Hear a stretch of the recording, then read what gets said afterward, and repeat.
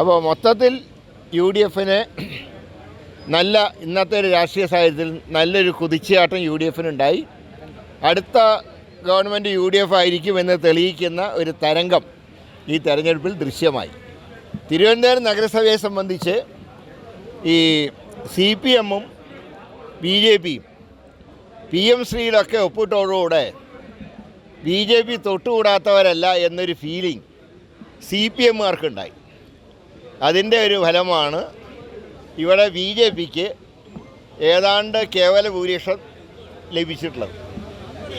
പക്ഷേ UDFൻ്റെ പ്രകടനം മോശമല്ല.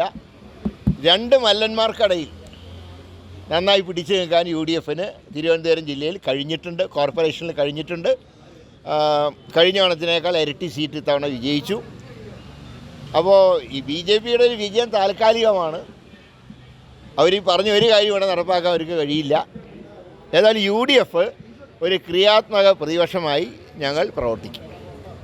ഇപ്പോൾ M.M. മണി പറഞ്ഞൊരു കാര്യം, അതായത് ജനങ്ങൾ ആനുകൂല്യം കൈപ്പറ്റി പറ്റിച്ചു എന്നാണ് M.M. മണി പറഞ്ഞിരിക്കുന്നത്. ഞാൻ പറയാം, സർക്കാർ പറ്റിക്കുന്ന സർക്കാരാണെന്ന് ജനങ്ങൾക്ക് മനസ്സിലായി. ജനങ്ങളെ പറ്റിക്കാൻ നോക്കി. അതായത് ഏപ്രിൽ വരെ മാത്രം ഇത് കൊടുത്താൽ മതി എന്ന് പറഞ്ഞ് സഹകരണ സ്ഥാപനങ്ങളുടെ എക്സസ് ഫണ്ട് വാങ്ങി. ഇതൊക്കെ ജനത്തിനറിയാം. ജനം പത്രം വായിക്കുന്നവരും TV കാണുന്നവരുമാണ്. അതുകൊണ്ട് ജനങ്ങളെ പറ്റിക്കാൻ നോക്കിയപ്പോൾ ജനങ്ങൾ നല്ല വൃത്തിയായി പിണറായിനെ പറ്റിച്ചു. അതാണ് ഉണ്ടായത്. ഏറ്റവും പുതിയ വാർത്തകളും വിശേഷങ്ങളും വിരൽ തുമ്പിലറിയാൻ Zee മലയാളം ന്യൂസ് എല്ലാ ഡിജിറ്റൽ പ്ലാറ്റ്ഫോമുകളിലും ലഭ്യം.